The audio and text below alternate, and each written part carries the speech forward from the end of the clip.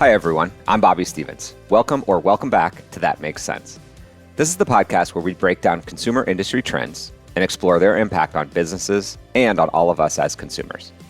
If you're a frequent listener, you'll know that we have kicked off a limited series here on That Makes Sense, all about the future of the consumer industry.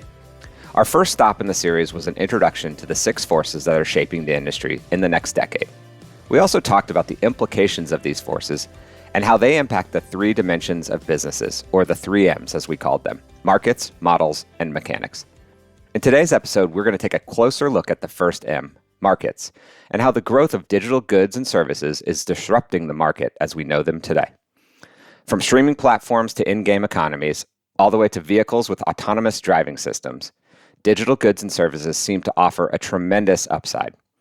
So how should companies tap into these opportunities? And how are companies striving to reposition themselves as digital brands to meet their current and future consumers? Joining us today to chat through this important topic are 2 amazing guests.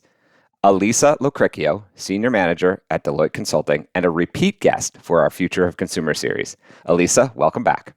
Thanks so much, Bobby. Also, warm welcome to Jen Brace, the Chief Futurist at the Ford Motor Company. Jen, thank you so much for joining our show. Hi, thanks for having me. So, you have a really interesting role. Could you give our listeners just a little bit more about your background and that current role as the Chief Futurist for Ford? Sure. So in terms of background, I have been at the company my entire career, which has been 19 years. Started off in engineering, working on our technology, our sync systems, and bounced around quite a bit, got to experience some time in marketing. I also worked out in Silicon Valley in our Palo Alto lab for about 5 years. So I got a lot of time out there working on autonomous vehicles and experiences and things like that. And then I got the chance to join the Trends and Futuring team. And in that role, what we really do is we're spending a lot of time as a team looking at things often that are even outside of the automotive industry, with this idea of paying attention to the STEEP factors, so social, technological, economic, environmental, and political arenas, and trying to understand what we see happening around the world. And then, of course, as we see those trends starting to develop, we then look for the connections on how is it going to come back and impact our industry? How is it going to impact the teams that we work with here within the company? And what might we be able to do to help prepare ourselves to be ready for a future that is really fairly uncertain? I love it. Thank you, Jen. It sounds like we've got almost a perfect guest. So I'm excited for today. A quick note to our listeners. If you are yet to catch the first episode of our Future of Consumer series, make sure you go check it out for a bit of background. That's quite helpful for this episode, I must say. And if you've already done that or you just can't wait, we're going to dive in right now. So Elisa, I want to start with you. In our last episode, you did introduce the 3 M's, which again are the markets, models, and mechanics. Can you just dive a bit deeper into a few aspects of those and the role they play in shaping the future of the consumer industry? Yeah, absolutely. So as we think about those 3 dimensions that you just hit on, right? Markets, models, and mechanics, we can really think about markets as value proposition. So what we're seeing is that there's this big shift in how consumers are interacting with the market, which is really pushing businesses to rethink their go-to-market approach because of a couple of things. So first is that we've really moved from a mass or homogeneous consumer base to this highly diversified and fragmented or micro consumer base. Now, second that we're seeing is there's this dramatic growth of digital goods and services, which we actually call digital and hybrid tsunami. And then the last big factor under markets is this rising importance of corporate responsibility that we've seen, where there's this shift from it being a regulatory push to really becoming more of a core piece of an organization's value proposition. And then when we look at models, we're seeing that there's a lot of changes in terms of how the industry is defined, and that's causing companies to rethink their business model. So factors like industry convergence. There is significant reshaping not only of the physical, but also of the digital supply chain. And then we've also seen that there's this radical reconfiguration of the industry itself in terms of capabilities, technologies, and infrastructure. And then finally, we have what we call mechanics. So that's really the way in which we operate or the way that we execute. And what's happened there is that there's also been radical change. So if you look at things like how AI and automation, that's already proven to be a seismic disruptor of how things are traditionally done. That then consequently impacts the workforce, and it creates these extremes that are driven by scarcity of new tech-driven skills on one end of the spectrum, and then there's redundancy of workers who are displaced by AI and automation on the other. And then lastly, we're also seeing, how we measure our industry's financial health. That's actually now skewing toward new centers of financial gravity. So, extremely helpful context. We can't go into detail on all three of the M's today.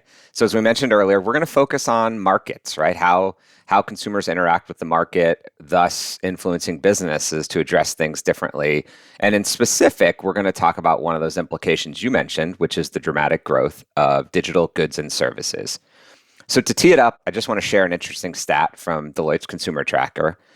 Appears that about 3% of the consumer wallet is now spent on digital goods and services, right? Which not a huge number yet. It's growing. Didn't exist some small number of years ago in any sort of meaningful way. So to me, therein lies a huge opportunity to understand the shift as it's on its way up. So Jen, how do you specifically see digital goods and services weaving its way into the automotive industry, and even some examples at Ford Motor Company? Yeah. Thank you for asking. So when we think about digital goods and services, right, we are, of course, living our lives by clicking on buttons and expecting things to happen off of that. It's no different in the car. People expect that their vehicle is going to be just as high tech as all the other gadgets that they're using in their lives. So it starts by, of course, enabling some of that in the vehicle. So enabling those connections, having a vehicle that is connected to the cloud so that we can do things like push software updates digitally to a customer. And by doing things like that, what it also enables us to do is provide new experiences and features to a customer. So it creates a pipeline when it comes to the way that we can introduce new goods and services to our customers. So when it comes to thinking about how the vehicles will continue to change and evolve, having those hooks set up from the beginning, of course, enable us to bring in new features as they're developed within the company. So a lot of our EV vehicles, so our electric vehicles, of course, are going to have these higher tech systems within them. This is where we're starting to introduce things like Blue Cruise, which is our autonomous vehicle technology and lets us do some more hands-free driving. It's not full autonomy yet, but it certainly is setting it up and making it easy for us to push those updates to customers as they become ready. The other thing we do is we look for ways of connecting with our customers, both, of course, with the app, so enabling them to have more information about what's going on with their vehicle, or maybe ways of shopping for vehicles, looking for new kind of relationships through that digital channel, whether it's with the Ford Pass app, or it's online in the way that we are even connecting and enabling them to identify what vehicle is right for them, or how do they get it, or what features they might want to have. So it's really threefold, right? Looking across, like, it's the vehicle itself, it's the way that customers are finding those vehicles, and then it's outside of the vehicle being able to push those new things into that space and have it still feel fresh. It's fascinating. I guess maybe until today, I should have noticed it, but I never thought of the vehicle as sort of like an updatable product, right? Like just like a mobile app, or you push an update to it and it could be a small tweak, or you could have a major sort of new feature introduced within the customer experience inside the car. So I think that's really, really fascinating. Oh man, car pun here. Let's shift gears a bit to smart technology. We do hear so much about how cars are getting smarter, and you touched on it a little bit. They're getting smarter by the day. And smart tech is really revolutionizing driving and the overall kind of car ownership and car use environment. So as a parallel, our Future of Consumer study also calls out the advancement of technologies as one of the 6 major forces shaping the consumer industry. So Jen, back to you. Can you tell us just a bit more about some of these evolving technologies in your industry and how they're playing a key role in meeting consumer expectations? Absolutely. So autonomous driving has been kind of the gold standard for years. It's always been just a few years away, and it continues to feel that way. But what we are seeing is that we're getting more hands-free options, and we're seeing lots of different manufacturers enable those now. So I think that's something that we're starting to get some more tangible results. Now, getting to that full autonomous driving situation where you don't have to touch anything for your entire trip. I still think that's really far away.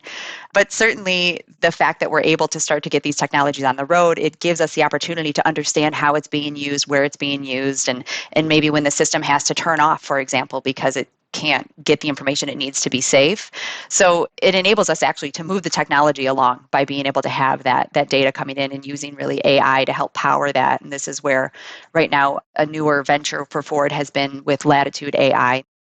Oh, that's really good, Jen. So, like almost everyone else, we're starting to hear about AI across the board, and it's really interesting to see the investments in AI for different purposes, right? For individuals, for companies, and different experiences in life. Things as maybe immaterial as writing a quick note to something as more important and safety driven as getting a car from point A to point B effectively. Really interesting. Elisa, sort of back to you for a second, because I want to dive back into the research and the data. I know you've put a ton of time into the study, and there are some interesting items on the topics that Jen was mentioning, as well as some of the things from earlier. So what are we seeing in the research that you'd want to highlight about both the growth of digital goods and services, or I guess the hybrid tsunami, as we call it in the study? Yeah, so you're right. Exactly what you said. There is this digital hybrid tsunami that's really emerging. And what that means is that the amount of money our consumers are placing in that area is continuing to rapidly grow. So we've seen that area in particular is growing at about a 60 to 20% annual CAGR, depending on the particular segment of digital you're actually looking at. So tremendous growth opportunity, which it already currently makes up about 3% of the consumer's wallet today. So that's just going to continue to grow, which is great. If you think about that, though, that's our general future of consumer research. But we also, Deloitte conducted a 2023 global automotive consumer study. And in that, we saw things that were really interesting, like, well, this one's unsurprising. Electronic vehicles are on the rise, right? With that, though, comes some really interesting opportunities specifically related to digital and hybrid. So how do you actually use the vehicle as a computer on wheels? How do you get new revenue sources out of the apps that you're providing through there? How are you linking credit cards? How are you creating prepaid subscription plans or other opportunities, right? So a lot of new recurring revenue sources related to digital goods and services that you can provide through the vehicle. Now, we're also seeing that there is a big and growing interest in connected vehicle features, particularly related to things like suggestions on safer routes, vehicle maintenance updated, maintenance cost forecasts based on driving habits. So there's a lot that's out there that the consumers are really wanting and really, they need to be happy in the future. The last thing I think that was interesting that I found in the survey is there are really different consumer expectations globally, particularly when it comes to the use and integration of our personal data. So what we found is that in some countries, consumers are totally comfortable with their personal data being used and shared, et cetera, right? Whereas in the US, for example, we as consumers were not so comfortable with this. And so what you do and where you do it is related to consumer insight and then the associated digital opportunities that you can open up. That's going to have a direct impact on consumers' trust in brands in certain countries that we really need to be mindful of. Yeah, that trade-off, right, between the equation of how much privacy, how much data I'm willing to share versus how much utility I get back out of it is kind of an interesting conflict that will, I don't know if conflict's the right word, but an interesting sort of balancing act that will continue to be there. I'm sure consumers will tell us where the line is eventually, and governments get involved from time to time as well. Let's kind of dig a little even deeper on one of those underlying trends of many of those insights, and then just general is sort of consumers in another way increasing their interest in buying more responsibly. Obviously, they want to know that their data is being used well, but they also want to buy more responsibly, both for themselves and understand that they're interacting with brands and companies that are doing that as well and represent their values to some extent. So recently revisited Deloitte's Vehicle Purchase Intent, or the VPI Index. I learn something new every week on the show. And it was interesting to see that one of the key factors influencing the VPI index, and you mentioned this, Elisa, is the high interest in EVs. I think this is obviously driven by a nice combination of the ability to lower your fuel costs as a consumer with an electric vehicle, but also the ability to sort of get the intrinsic value of reducing the impact on the environment. So Jen, let me turn this question back to you as our automotive expert. How do you think the automotive industry is coping with increasing consumer interest to buy more responsibly, or as we are calling it here, buying into better? Yeah, thank you for bringing this up. And my head immediately went to a trend that we call taking a stand off of what Alyssa was just talking about in terms of consumers do expect their brands to align with their own personal values. So every year at Ford, we run a global survey. We publish the results. Anyone can find them. It's fordtrends.com. And one of the trends that we have on there is called Taking a Stand. And we are looking at understanding this relationship that consumers have to brands. And of course, not a surprise to hear that consumers do expect brands to be taking a stand. One of the really interesting results we had there was the question, so companies should have to pay for any environmental or humanitarian harm that they cause. And 83% of respondents around the world agreed with that. So really taking it to that next level, right, where companies should be held responsible for the impact that they're having. So I do think that companies are starting to notice that. Certainly at Ford, it is something that is an element that we take to heart. So of course, we've got an EV strategy in terms of promoting our electric vehicles and continuing to expand that lineup and eventually getting to full electric vehicles. But beyond that, we are also looking at what's happening in our plants. How do we have more sustainable plants? How do we have more sustainable manufacturing processes? One of the things I was really impressed and really proud as an employee to see that last year we became the first automotive company to release a human rights report, and really looking at what is happening within our supply chain and how are people being treated, and are we basically able to offer a secure and safe workplace and work environment for them.